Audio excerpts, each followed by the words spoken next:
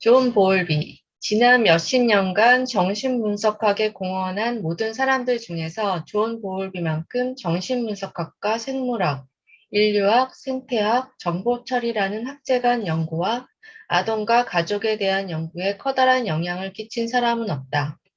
보울비의 정신분석학에 대한 접근은 프로이트처럼 다인의 진화론에 확고하게 뿌리를 내리고 있다. 그러나 보울비의 진화론은 분명히 프로이트 당시의 19세기적 견해가 아닌 20세기적 견해 위에 세워졌다. 프로이트에게 있어서 다윈의 가장 놀라운 혁명적 메시지는 인간이 하등종에서 비롯되었다는 것이었다. 그러한 사실은 그로 하여금 인간의 마음을 그와 그의 동시대인들이 동물적 본성이라고 이해했던 심층적 동기들이 들끓는 곳으로 가정하도록 만들었다. 하트만처럼 보울비에게 있어서 가장 중요한 다인의 중심적 메시지는 동물과 인간의 본성을 구성하는 적응의 역할이다. 프로이트에게 있어서 본능은 무법적이고 반사회적인 것으로 자아가 오랜 기간 동안의 힘겨운 투쟁을 통해서야 적응에 이용할 수 있는 것이었다. 보울비에게 있어서 본능은 생존을 목적으로 수백만 년 동안 자연적인 도태 과정을 거쳐 인간 환경에 미리 적응하기 위해 만들어진 것으로 여겨졌다. 다윈이 인간의 자존심을 꺾어놨죠. 자, 인간은 동물의 하나일 뿐이다. 동물로부터 발달해왔다. 그래서 인간은 동물적인 측면을 강조하면서 여기서 진화론이라고 하는 게 우리가 동물로부터 발달했다고 하는 것은 그 당시에 믿어왔던 인간에 대한 개념하고 전혀 다른 거죠. 성서적인 입장에서 인간은 하나님의 모상에 의해서 창조된 것이고 그 밖에 모든 생물체는 우리하고는 전혀 다른 상황에서 우리를 위해서 사람을 위해서 창조된 게 동물이나 식물이다. 이런 개념을 가지고 있어서 굉장히 인간이 세계의 중심에 있는 것처럼 물론 창조자가 있지만 피조물 중에 으뜸의 자리에 있었던 거죠. 인간의 자존심이 대단했는데 이 진화론이 나오면서 우리의 조상이 아메바나 어쨌든 원초적인 어떤 동물이나 아니면 원숭이거나 무엇든 가장 최초는 아주 단순한 어떤 생명체였는지 모르지만 우리가 좀 가깝게 유인원이나 아니면 원숭이로부터 우리가 발달했다고 하는 이런 이론들이 과학적으로 증명할 수 있는 것인지 아닌지는 지금까지도 논쟁이 계속되고 있죠. 진화론과 창조론이 아직도 클리어하게 명확하게 입증된 것은 아닌데 다윈만이 과학적이라고 지금 여기는 이런 오랫동안 과학적인 사고에 젖어 있는 우리로서는 뭐라고 할까요? 다윈의 이러한 진화론이 나오기 전에 가지고 있었던 사람들이 자기에 대한 인식, 세계에 대한 인식이 얼마나 큰 변화가 생겼을 것인가. 그분들이 가지고 있었던 인간 중심의 사고가 다윈에 의해서 얼마나 자존심이 상했을 것인가를 우리가 이해할 수 있죠. 근데 이런 진화론이 가지고 있었던 어떤 인간에 대한 평가절하가 또 하나 크게 프로이드에 의해서 일어났죠. 지금까지 인간에 대한 성찰은 의식 중심의 성찰이었는데 우리가 우리의 주인이 아닐 수 있다는 이론이 나온 게 이 무의식의 이론이죠. 그러니까 우리가 우리를 마음대로 통제하고 우리 스스로 우리가 선택에 의해서 세상을 살아간다고 하는 의식적인 삶을 살고 있다고 하는 이런 인간에 대한 이해로부터 우리의 의식이 접근하지 못하는 무의식의 영역에 의해서 우리가 영향을 크게 받고 있다고 하는 프로이드의 이론은 그러니까 이 세계의 피조물을 다스리고 피조물을 이용하는 어떤 독립된 어떤 인류의 존재가 위협받는 것뿐만 그 일념에서 위협받은 것을 뿐만이 아니고 우리 개개인의 입장에서 내가 나의 주인이 아니라는 것이 지금 드러나고 있죠. 그러니까 내 집안에서도 내 스스로를 알지 못한다 하는 거니까 내 행동 자체도 내가 책임질 수 없는 부분이 있다. 내 의식에 의해서 알지 못하는 무의식의 세계가 있어서 우리는 무의식에 의해서 지배받고 있다. 무의식, 특히 여기서는 프로이드 이론에 의하면 성적 욕동이나 공격적인 욕동이 우리 안에서 부글부글 끓고 있어서 이게 어떤 모습으로 드러날지 알 수 없다. 이제 이런 이 사람이라고 하는 게 아주 위험한 존재라고 하는 개념인데 어떤 프로이드 이론을 너무 단순하게 설명하고 있는 부분이 있어요. 프로이드가 생각했던 초기 이론과 프로이드가 1920년대 이후의 이론이 달라졌어요. 프로이드가 초기에는 무의식의 세계는 상당히 질서정연한 세계라고 봤어요. 무의식은 무의식 나름대로의 원리에 의해서 거기에 어떤 무의식의 작동 원리 같은 것을 상당히 강조했는데 의식의 세계의 원리와 무의식의 세계의 원리는 다르지만 무의식의 세계에도 무의식이 작동하는 어떤 원리가 있다고 한다면 그 원리를 잘 파악하면 우리가 안전하게 우리가 의식이 무의식과 관계를 맺을 수 있는데 1920년대에 오면서 프로이드가 굉장히 비관적인 견해를 갖기 시작했어요. 그래서 우리의 무의식의 세계는 질서 있는 세계가 아니고 아주 무질서한 세계라고 본 거죠. 그래서 여러 가지 욕동들, 성적 욕동이나 공격적인 욕동들이 들끓는 어떤 뭐라고 할까요? 하나의 오븐이 있다고 솥이 있다고 솥이 뜨겁게 달구어진 솥 안에 지금 계속 달구어지고 있는 솥 안에 있는 여러 욕동들이 말하자면 그 안에 뭐가 튀겨나오고 거기에 하는 이런 상상을 불러일으키는 거죠. 그래 우리의 욕동들이 들끓는 어떤 장소가 무의식의 세계라고 봐버린 거죠. 그러니까 거기는 질서에 의한 게 아니고 어떤 충동들, 욕동들이 가득한 곳이라고 봤기 때문에 무의식의 세계가 사회를 위협하는 위협적인 존재라고 이해를 하게 된 거죠. 초기에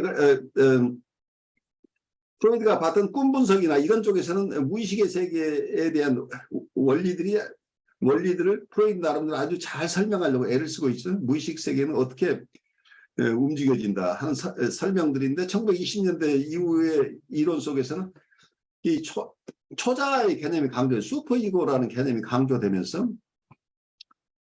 말하면 여기서 2D의 세계라, 그러니까 무의식의 세계를 2D의 세계하고 무의식의 세계는 더 넓지만 프로이드가 봤던 욕동의 덩어리들이 가득 차 있는 어떤 욕동들이 어떤 욕동 혹은 충동들이 거기에 잠겨져 있어서 거기서 어디로 튈지 모르는 이런 욕동들이 있는 이러한 어떤 마음의 영역들을 이드의 세계라고 본 거죠. 그래서 이드의 세계가 이전에는 프로이드가 마음의 3중 구조 이론이 없었죠. 의식과 무의식, 전의식 이런 개념으로 1차적인 마음의 구조에 대한 1차적 구조 이론이 있었는데 1920년대 오면서 이고, 이드, 슈퍼이고라는 마음의 3중 구조 이론으로 오면서 인간에 대한 이해가 훨씬 더 달라지고 있다는 얘기예요. 그래서 2D의 세계는 완전히 위험한 것들이 가득 찬 곳이고 이러한 위험한 충동들을 그대로 두면 반사회적인 행동들이 일어나서 큰 사고가 나기 때문에 이걸 통제할 슈퍼이고가 필요하다. 그래서 마치 감옥을 지어서 간수를 배정해야만 2D의 세계에 철책선을 서서 말하자면 여기 슈퍼이고가 이걸 항상 감시해야 되는 것 같은 이런 어떤 우리의 마음의 구조를 상상 속에 만들어낸 거죠. 눈에 보이지 않는 우리의 마음을 이렇게 세 개의 구조로 만들어내면서 이드는 위험한 곳, 그리고 슈퍼이고는 질서 유지자, 그리고 이고는 그 중간에 끼어서 현실에 적응해 나가고 있는 그런 입장. 이 이러한 슈퍼이고와 이드 사이에 끼어 있는 이고 이제 이런 개념들을 만들었는데 이 시기에 와서는 두 가지 개념들 슈퍼이고라고 하는 그 개념이 굉장히 강하게 드러나면서 사회 질서를 유지하는데 우리의 내면적인 규율이 필요하다 하는 쪽이 일어난 거죠. 그러니까 사회를 보호하기 위해서는 외부에서 실제 감옥을 많이 지어서 사회 질서를 교란하는 사람을 그 속에 집어넣을 수도 있는데 그런데 아무리 감옥을 많이 지어도 사람들 다 행동을 규율할 수 없는데 이 사회를 유지하는 유일한 방법은 감옥을 들이는 게 아니고 우리 안에 마음의 감옥을 만드는 것이라고 한 거죠. 우리 안에 각자가 함부로 행동하지 못하도록 하는 어떤 질서 체계를 만들어야 된다. 그래서 어떤 면에서는 이 초자가 위험한 이대의 행동을 제어하는 하수병 혹은 간수의 역할을 굉장히 중요하게 생각합니다. 그런데 이건 사회를 보호하는 사회보호 이론 쪽으로 간 거예요. 이 경우에는. 그런데 임상적인 측면에서는 이 하수한 슈퍼이고 초자가 신경증을 일으키는 주범이라는 것이 또 밝혀졌어요. 그래서 프로이드의 논문 중에는 신경증이 있는 사람을 치유하기 위해서는 이 하수한 슈퍼이고를 이레디케이트 해야 된다. 이거 없애버려야 된다. 신경증을 치료하기 위해서는 이 초자를 박제시켜야 된다. 초자를 없애야 된다고 하는 이론을 가지고 있어요. 임상이론으로서는 초자를 없애야 된다는데 사회 질서를 어떻게 유지할 것이냐 하는 측면에서 사회를 보호하기 위해서는 개개인이 스스로 자율 규제를 해야 되는데 그 자율 규제를 하는 역할을 이 초자가 감당해야 된다. 이런 이론으로 가서 이 초자가 제 기능을 발휘하지 못하는 이드의 세계는 충동의 세계이기 때문에 이건 걷잡을 수 없다. 그래서 위험하다. 그래서 인간은 아주 위험한 존재로 봤다는 얘기예요.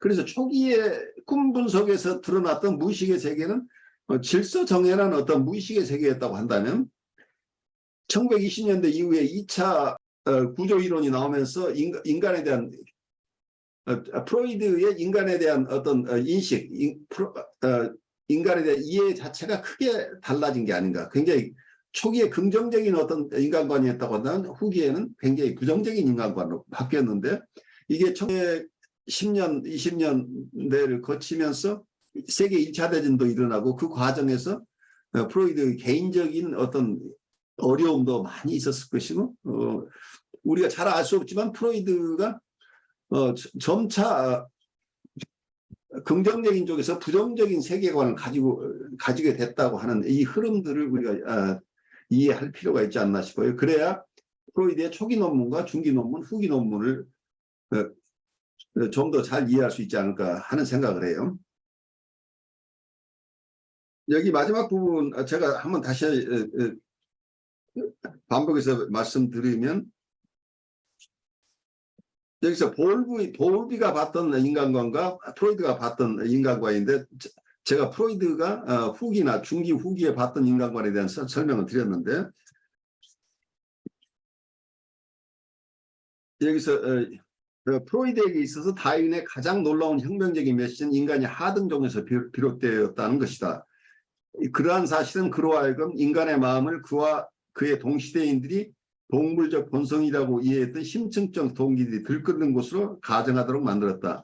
이게 프로이드의 중기 후기의 인간관을 설명하고 있는 것으로 보여요. 하트만처럼 볼브에게 있어서 가장 중요한 다윈의 중심적 메시지는 동물과 인간의 본성을 구성하는 적응의 역할이다. 여기서 어댑테이션 이론이 나오죠. 적응 이론. 적응 이론을 가장 잘 발달시킨 게 하트만인데 이 볼비가 하트만과 비슷하게 이 적응에 대한 적응을 잘 이론화하고 있다고 지금 설명하고 있어요. 프로이드에게 있어서는 본능은 무업적이고 반사회적인 것으로서 자아가 오랜 기간 동안 힘겨운 투정을 통해서야 적응에 이용할 수 있는 것이었다. 볼비에게 있어서 본능은 생존을 목적으로 수백만 년 동안 자연적인 도태물 과정을 거쳐 인간 환경에 미리 적응하기 위해 만들어진 것으로 여겨졌다. 이 적응이라는 개념을 여기서 볼비가 굉장히 중요하게 생각을 하고 있는데, 다윈의 영향을 받았지만 다윈의 어떤 측면을 더 보았는가 하는, 다윈을 이해하는 측면에서도 두 사람이 달랐다고 지금 설명하고 있어요, 이 저자는. 그래서 여기서는 존 볼비의 이론을 하트만의 적응 이론과 연결시켜서 우리에게 설명을 하고 있어요. 그 얘기를 조금 더 들어보죠. 하트만은 적응을 인지적이고 지각적이며 기능적인 측면에서 탐색했다. 반면 보울비가 관심을 두었던 적응과 본능적 동기들은 아동과 어머니의 유대관계를 포함하고 있다. 그는 이것을 애착이라고 불렀다. 그는 어머니와의 깊고 끈질긴 유대가 형성되는 것은 유아가 생존할 수 있도록 도와주는 본능 체계 때문이라고 주장하였다. 유아는 어머니와 더 가깝게 있을수록 더 나은 돌봄을 받고 약탈자로부터 보호를 받을 수 있다. 보울비는 빨기, 미소 짓기, 매달리기, 울기, 따라다니기라는 5가지의 타고난 본능적 반응이 아이를 어머니와 더 가까이 있을 수 있게 하고 애착을 형성하게 한다고 주장했다. 여기에서 보시면 프로이드는 특히 프로이드의 후기 개념에 의하면 우리의 본능적인 것, 동물적인 본능은 위험하다라고 보고 있는데, 이 볼비는 어때요? 이 본능은 아이가 자라는 과정 속에서 애착 관계를 형성하고, 그래서 아이가 건강하게 자랄 수 있도록, 이 사회에 적응할 수 있도록 준비시키는데 굉장히 중요한 역할을 한다, 이렇게 본 거죠. 그래서 본능 자체를 부정적으로 보고 있지 않죠. 그러니까 유아가 생존할 수 있는 이 본능에 따라서 생존하는 건데, 이걸 그냥 위험하다고만 볼 게 아니라 이 본능적인 유아의 욕구들이 환경에 의해서 잘 보호되어야 된다 하는 이런 이론이기 때문에, 서로 한쪽에서는 투쟁의 이론이라고 한다면 한쪽은 양육의 이론이죠. 애들을 멋대로 두면 큰 사고가 난다고 보는 것과 아이를 그대로 내버려 두면 아이가 잘할 수 없다고 하는 것, 이 차이가 엄청나게 크잖아요. 그러니까 임상적으로 우리가 잘 보시면 우리 각 가정에서 부모들의 교육 방침도 똑같을 거예요. 이 프로이드의 견해와 존 볼비의 견해가 비슷해, 다 진화론에서 오는 것 같은데 서로 다르다는 얘기예요, 엄청나게. 한쪽에서는 내버려 두면 애들이 충동이 많고 아주 위험한 성적 본능이나 공격적인 본능이 드러나서 큰 사고가 날 수 있으니까 이걸 억압해야 된다는 쪽. 그래서 훈육 중심으로 아이를 키울 수밖에 없다. 임상에서도 이런 것들이 잘 통제될 수 있도록 어떻게 이 사람을 도울 것인가 하는 쪽에 더 방점이 찍힌다고 한다면, 볼비 입장에서는 아이가 우선 부모와 특히 어머니와의 유대관계가, 애착관계가 이루어져야만이 안전하게 유아가 생존할 수 있고, 그리고 보호받을 수 있으면서 그래서 발달할 수 있는 기반이 거기서 생겨난다, 이렇게 보기 때문에 아이의 니드를 충분하게 채워주는 쪽에, 안전하게 보호하는 쪽에, 그 양육의 이론에 가깝죠. 이쪽엔 사회 보호의 이론에 가깝고, 그래서 한쪽엔 통제 이론이라고 한다면 한쪽에서는 양육의 이론이다, 이렇게 얘기할 수 있겠는데, 이 두 가지가 어느 한쪽이 맞고 틀리고가 아니라 이 두 가지 측면이 다 있는 거죠. 그러니까 여기 우리가 아까 프로이드의 어떤 지성적인 측면, 인텔렉츄얼한 측면과 어떤 페렌치의 모성적인 측면 혹은 정서적인 측면, 이런 것들을 그게 정신분석이 발달해오는 과정 속에서 지성적인 부분과 정서적인 부분, 이 두 가지가 다 발달해 왔다. 그러면서 서로 영향을 주고받으면서 하나의 정신분석을 형성하는데 큰 영향을 미쳤다는 설명을 드렸는데, 개개의 임상가 입장에서 보신다면 어떤 분은 굉장히 부성적인 돌봄을 제공하는 분이 있고 어떤 분은 모성적인 돌봄을 제공하는 분이 있는데 우리가 착각하고 있는 게 어느 한쪽이 맞고 틀리다라고 보면 안 된다고. 분석가는 경우에 따른 모성적인 돌봄이 필요한 시기에는 모성적인 돌봄을 해야 되고 모성적인 돌봄만 가지고 되지 않는 영역은 부성적인 돌봄을 함께 할 수 있어야 합니다. 그래서 우리는 어머니이면서 아버지 역할을 동시에 해야 된다고. 근데 우리가 어떤 한쪽의 이론에 치우치다 보면 어떤 분은 그냥 모성적인 측면에 너무 경도돼 있고 어떤 분은 부성적인 측면 근데 경도돼 있는데 이 두 가지 측면이 잘 조화되게 이루어져야 우리가 내담자를 볼 수 있다는 거죠. 같은 내담자도 경우에 따라서는 모성적인 돌봄이 필요한 데가 있고 부성적인 돌봄이 필요한 데가 있고 환자가 어떤 레벨에 있느냐에서 주로 모성적으로 돌봐야 될 대상이 있고 주로 부성적으로 돌봐야 될 이런 대상이 각각 다른 대상 자체가 다를 수도 있고 같은 대상 안에서도 시기에 따라서 내담자의 그 당시의 정서 상태나 심리 상태에 따라서 우리의 접근이 각각 달라야 되는데 우리가 어느 한쪽으로 일관되게 어느 한 방향으로 이분을 돌보겠다고 한다면 우리가 실패할 가능성이 있다. 이게 어느 한 이론에 따라서 사람을 돌볼 수 있는 게 아니고 우리가 만나는 대상들은 각각의 입장이 어느 교과서에도 나와 있지 않은 독특한 인격체들이기 때문에 그리고 그 인격체도 수시로 상황이 변하기 때문에 상담자의 플렉서빌리티가 경우에 따라서는 모성적인 돌봄, 경우에 따른 부성적인 돌봄 그리고 그 정도 문제도 각각 다른 거죠.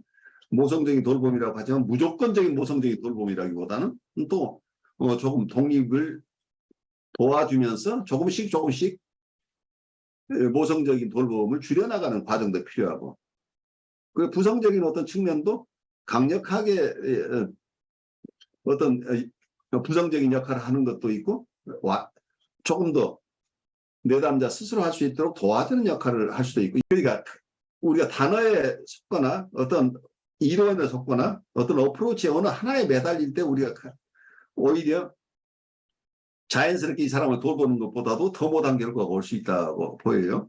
그래서 전체적으로 우리가 만나는 사람의 상태를 볼 수 있는 힘들이 필요한 그래서 어떤 우리가 다른 시간에 우리가 정신분석적인 진단을 하고 있는데 이분이 지금 어떤 마음의 상태에 있고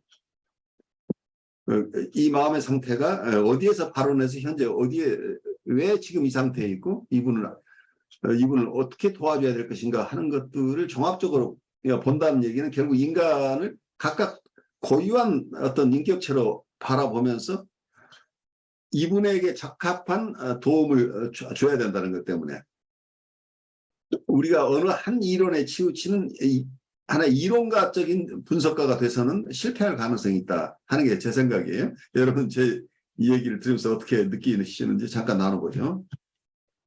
뭐죠? 프로이트하고 이제 볼비하고의 어떤 그 인간에 대한 접근부터 시작해 보면은 이게 적응이라는 게 인간 환경에 적응하기 위해서 수백만 년 동안 이게 배워왔었다 이렇게 표현하는 게 저한테는 그 이제 의아스러운 건 뭐냐면은 이제 그 가끔 가다 보면은 이제 동물에 대한 영상들을 보면은 동물 특히 고릴라 같은 경우에는 그 인간 사람하고 비슷한 행동들을 막 하거든요. 굉장히 비슷한 행동을 보이죠? 그래서 그러니까 베이비 고릴라 같은 경우에는 심심해서 죽으려 그러면서 아빠를 툭툭 치면서 막 한숨 쉬듯이 막 그러면은 아빠는 귀찮다고 툭 쳐내면 와가지고 또 막 매달리면은 할 수 없이 막 놀아주고 이런 모습도 보여주고 또 사람이 이제 동물원에 아기를 데려가가지고 고릴라한테 보여주니까 고릴라가 아기를 보더니 막 뛰어가가지고 자기 새끼 데려와 보여주면서 사람이 그 아기를 돌보듯이 자기도 그 모습을 보여주는데 그 카피하는 게 아니라 원래 그러고 있는 모습인데 꼭 무슨 느낌처럼 보이냐면 고릴라가 너나 나나 똑같다 이런 느낌으로 보여주는 것 같아요. 이제 그렇게 생각해 보면은 그러니까 이거는 우리는 뭐 고릴라가 무슨 생각을 하는지 정확하게 모르지만은 그 행동들을 이제 관찰을 해보면은 그 애착이라는 것이 사람에게만 있는 것이 아니라 동물에게도 남아가 아니고 원래 있는 거거든요. 그래, 그랬을 때 그거를 우리가 본능이라는 것을 어디까지 생각해야 되느냐. 이게 인간으로서 독특하게 적응하기 위해서 가지고 있는 어떤 뭐 능력, 볼비가 말한 것처럼 이게 애착이라고 말할 때 그걸 하나의 생존하기 위한 능력으로 이게 발달되어 온 것이냐. 말하자면 다윈의 이야기를 한다 그러면 진화해 온 것이냐. 아니면은 원래부터 생명이 가지고 있는 그냥 그 모습이냐. 이렇게 했을 때 실질적으로 적응이라고 하는 것은 대를 거쳐서 와서 적응이 된 것이 아니라 어떻게 보면은 그 아기가 조성될 때부터 태어나면서 그런 자기의 삶의 과정 속에서 이제 자기 세계 속에서 살아남는 과정들이 적응이라고 본다면은 이거를 뭐 인간이 하등 취급 받는 것도 아니고 그냥 인간은 뭐 동물하고 비교해서 우리가 고등이다 하등이다 이 자체가 사실은 별로 의미가 없는 이야기 같고요. 이 인간 자체의 어떤 삶이라든지 모습 때문에 그냥 그런 애착하는 모습도 생겼고 또 돌봄이라는 것도 있는 것이고 이제 그렇게 된다 그러면은 좀 이게 뭐랄까요 인간으로서의 모습도 있지만은 그 생명 자체가 가지고 있는 모든 모습이기 때문에 단순하게 인간이 가지고 있는 특별한 능력 이렇게 접근하는 것은 에, 인간의 착각이 아닌가 판타지가 아닌가 인간 스스로를 자꾸 높이기 위한 판타지가 아닌가 네, 뭐 그런 생각도 들고요. 네, 그렇습니다. 그래요. 어떤 우리는 다르다라는 걸 전제로 하고 계속 우리가 해석하고 있을 가능성이 있죠. 우리의 선민의식이죠. 선민의식의 뿌리가 어떤 우리는 특별하게 태어난 존재고 다른 존재들은 우리를 위해서 만들어진 것이다. 이런 개념들이 그 속에 숨겨져 있기 때문에 한쪽에서 보면 이 신중심주의라고 하지만 사실은 인간중심주의일 가능성이 굉장히 높죠. 신의 창조 행위 자체도 인간중심의 어떤 이론과 맞물려 있잖아요. 그렇죠. 그래서 이제 보면은 이제 인간이 신의 형상이다라는 이제 성경의 표현으로 한다면은 그 신의 형상이라 하는 것을 너무 뭐랄까요? 말로는 신의 형상이라고 하지만 실제로는 우리는 신이다 하고 막 선언하는 듯한 그런 느낌이 많이 들고요. 그렇게 되니까 신이니까 자연을 내 마음대로 할 수 있다가 그러니까 인간이 마치 그 부분에서 서구 문명이 지금 실패해온 부분이 그러니까 나는 신적인 존재니까 나는 자연을 마음대로 활용해도 좋다.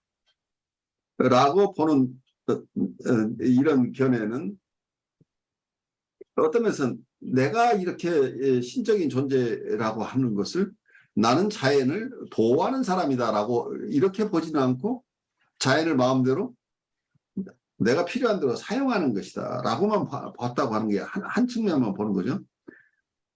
동양적인 측면에서는 이 자연과 내가 합의를 이룬다는 개념들이 굉장히 크게 들어가 있는데 그래서 자연과 인간이 함께 살아가는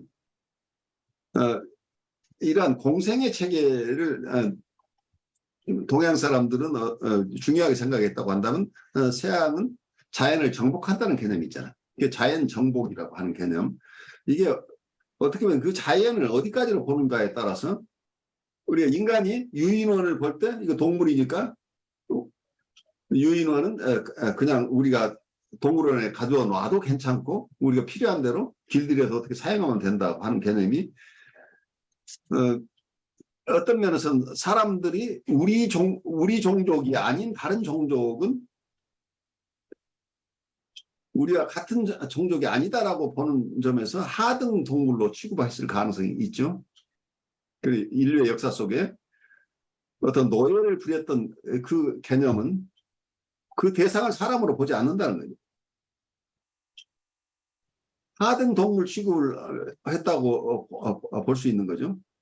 그런 점에서 어쩌면 성서의 가르침이 잘못 이해되고 인간 중심으로 활용됐을 가능성들이 굉장히 높은 거잖아요. 그 어떤 식민주의가 이제 이런 인간에 대한 이해와 연결돼 있을 가능성이 있는 거죠. 김도환 선생님은 우리 동양철학 쪽에 공부를 많이 하셨으니까 우리 얘기를 들으면 어떻게 느끼시는지 좀 나눠주면 좋겠어요. 뭐 동양 철학이라 하기에는 아직 제가 네. 그것보다 이제 애착에 대해서 제가 사실은 먼저 심리 치료하면서 접했던 분야인데, 뭐 국내에서는 아무래도 그 볼비 애착 이론이 어떻게 보면 정신분석보다 훨씬 더 많이 대중화돼 있는 것 같아요. 상담사들이 훨씬 더 많이 활용하고 또 배우고 있는 것 같은데, 공부를 이렇게 해보니까 이렇게 처음에는 다 따로 떨어진 것처럼 여겨졌거든요. 네. 근데 의문이 생기더라고요. 볼비도 정신분석이라고 할 수 있을 것 같은데 왜 완전히 다른 학문처럼 이렇게 받아들이고 발전되었는지가 좀 의문스러운데, 여기에서 볼비를 이야기를 해서 좀 반가운 면도 있고, 네. 뭐랄까, 제가 보기에는 한 흐름인 것 같은데, 어쨌든 그 환경을 중요하게 생각하는, 환경과 관계를 중요하게 생각하는 흐름이, 그것만 또 제가 애착 공부할 때는 또 그게 또 다인 것처럼 이렇게 공부를 하고, 대상관계 네. 공부하시는 분이 정신분석은 대상관계만이다라고 얘기하는 거 똑같은 거죠. 그러니까 네.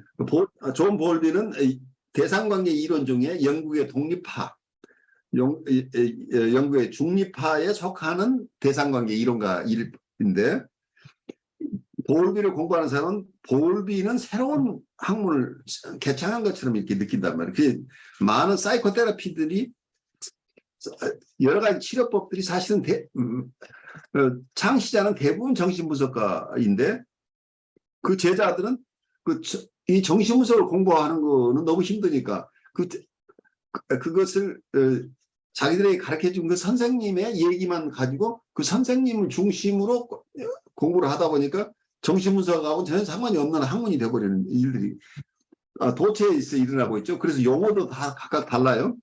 같은 용어가 여러 사이코테라피, 그러니까 우리말로 뭐라고 할까요?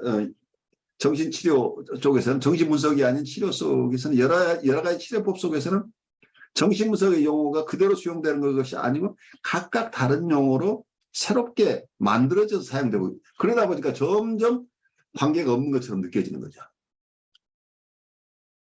그리고 너무 힘들잖아요. 정신분석을 공부해서 하는 건. 그러니까 짧은 기간 안에 이 선생님 얘기만 잘 들으면 임상을 할 수 있는 거가 되니까.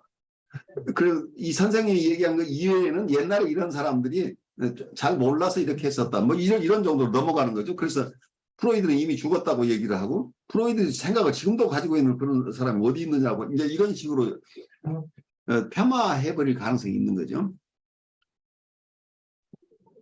네, 그래서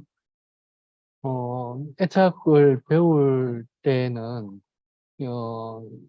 일단 심플하고 뭐랄까 매뉴얼이 딱 있는 듯한 느낌이고, 예, 교수님 이야기했듯이 그렇게 오래 할 필요도 없고, 이제 사람을 어떤 유형으로 딱 진단도 빠르게 하고 하는 장점은 있는데, 뭔가 너무 이렇게 인간을 이렇게 단순하게 이렇게 보는 거기에서 끝이 나는 데서 좀, 정신분석을 공부하다 보니까 또 이제 내면을 또 깊게 이렇게 보는 또 그런 측면이, 둘 다가 굉장히 좋은, 저한테는 도움이 되는 것 같거든요. 그래서 교수님 이야기하신 말에 참 동의가 되는 게, 인간을 이렇게 바라볼 때 어떤 하나의 이론이나 학파가 아니라 이렇게 다양하게 해야 좀 더 이해하기는 게 풍요로워지는 듯한 느낌을 받아서 좀 합쳐졌으면 좋겠다 이런 생각을 했습니다. 그래요. 근데 원래 한 집안인데 그러니까 한 집안에서 여러 자손들이 태어났는데 각각 자손들이 이제 창씨개명한 사람들이 야 우리는 아니야라고 이렇게 얘기해 버릴 수 있죠. 어쩌면 일제 말기에 창씨개명이 일어났잖아요. 만약에 우리가 창씨개명한 사람들이 우리가 독립되지 못하고 계속 세월이 갔다고 한다면 그 새로 만든 성씨에 따라 자기가 시조가 되고 그전에 자기의 조상들하고 관계가 완전히 단절된 것처럼 이렇게 살아갈 수 있겠죠. 이미 성씨가 달라졌으니까 나는 새로 태어난 사람이 되어버린 거죠. 그렇게 되면. 변 선생님 오늘 수고하셨는데 혹시 남아있는 정서 있으면 잠깐 나누고 우리 좀 쉬죠. 네. 아까 제가 답변을 잘 못해가지고 다시 얘기를 해야 될 것 같아가지고 말씀을 다시 해주시면 감사하겠어요. 그 심바이어스 상태에 대해서 그 내담자들과의 상담 장면에서 이제 함께 놀이를 하거나 그림을 그리거나 뭐 말을 나누거나 연극놀이를 하거나 역할놀이 이런 여러 가지 것들을 함께 놀이에 몰입하고 빠지다 보면 아이와 제가 아이 내담자의 경우에 아이와 예를 들어서 그렇다면 아이라면 아이와 내가 둘만이 아는 세계에 깊숙이 들어갔다가 나오는 느낌이 될 때가 있거든요. 그래서 이제 내담자들하고 세션을 마치고 이후로 제가 이제 그 저널을 쓰거나 이제 치료일지를 쓸 때 내가 이 아이한테 무엇이길래 어떤 존재이길래 이 아이는 자신의 마음을 자신의 내면을 그 아이 마음속에 있는 무언가를 어떤 자신의 세상을 표현하는가라는 생각을 할 때가 있어요. 그때가 그 심바이어스 상태, 그 공생 상태를 말해주는 것 같다는 생각이 들어요. 그래요. 아주 중요한 체험들이죠. 그래서 이제 이런 경우에 위니캇은 이걸 대상 사용이라는 개념을 쓰죠. 대상을 자기 마음대로 사용한다고 하는 거죠. 결국 그 과정을 통해서 아이들은 성장하는 거죠. 그러니까 특히 공격성이라고 한다면 공격성을 자기 마음대로 발현한다면 대상을 마음대로 공격해 하는데 그러니까 자기의 몸의 일부처럼 자기가 자기를 미워하거나 자기를 싫어하는 것처럼 대상을 미워하고 싫어하고 자기 마음대로 사용하는 거죠. 그래서 우리가 독립된 인격으로 이분들에게 이해가 안 되는 거고 자기 몸의 일부처럼 느껴지는 이런 그러니까 자기가 자기한테 하는 거니까 제한이 없죠. 그러니까 우리의 독립성이 말살되는 시기를 그 치료자는 굉장히 힘든 거죠. 치료자는 내 개성을 주장할 수 없는 거잖아요. 아이가 원하는 대상이 돼줘야 되니까 우리는 없고 아이가 원하는 내가 돼 있는 이런 상태니까 굉장히 어렵죠.